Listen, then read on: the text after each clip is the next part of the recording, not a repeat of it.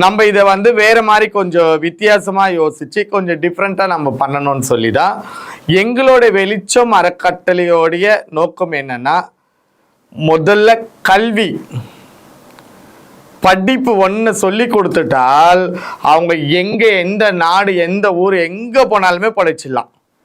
சரிங்களா? அப்படின்னு கல்வியை மட்டுமே நாங்கள் கையில் எடுத்து அதுக்கு உண்டானது மட்டுமே நாங்கள் முக்கியத்துவம் கொடுத்துட்டு அதை மட்டுமே பண்ணிட்டு இருக்கோம்.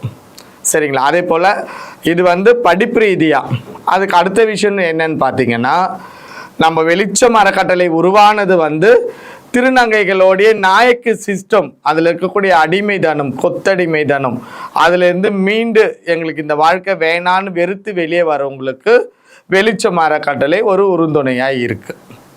இது வந்து ஒரு ஹாஸ்டல் மாதிரி வரக்கூடிய திருநங்கைகளுக்கு அங்கே தங்கிறதுக்கு இடம், சாப்பாடு, அவங்க விருப்பப்பட்ட வேலைகள் பண்ணலாம். சரிங்களா? அந்த மாதிரியான ஒரு சில விஷயங்கள்லாம் வெளிச்சம் அறக்கட்டளை வந்து இப்போ பண்ணிட்டு வரோம்.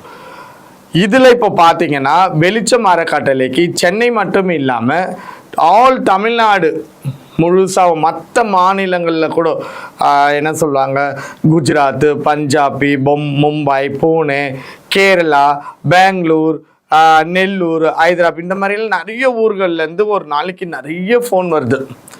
என்னென்னா, எங்களுக்கு வந்து நாங்கள் திருநங்கை தான், எங்களுக்கு வந்து இந்த நாயக்கு சிஸ்டம் பிடிக்கல, சென்னைன்னு மட்டும் இல்லை எங்கள் ஊர்லேயே கூட எங்களுக்கு பிடிக்கல, நாங்கள் வந்து உங்கள் அறக்கட்டளையில் வந்து ஜாயின் ஆகிறோம், எங்களை பார்த்துக்கோங்க அப்படின்னு சொல்லிட்டு. எங்களுடைய அறக்கட்டளை வந்து ரொம்ப பெருசெல்லாம் கிடையாது, ஒரு சின்ன இடம் தான். இல்லைன்னா எல்லாரையுமே எப்படி போட்டு அதுக்குள்ளே திணிக்க முடியும்?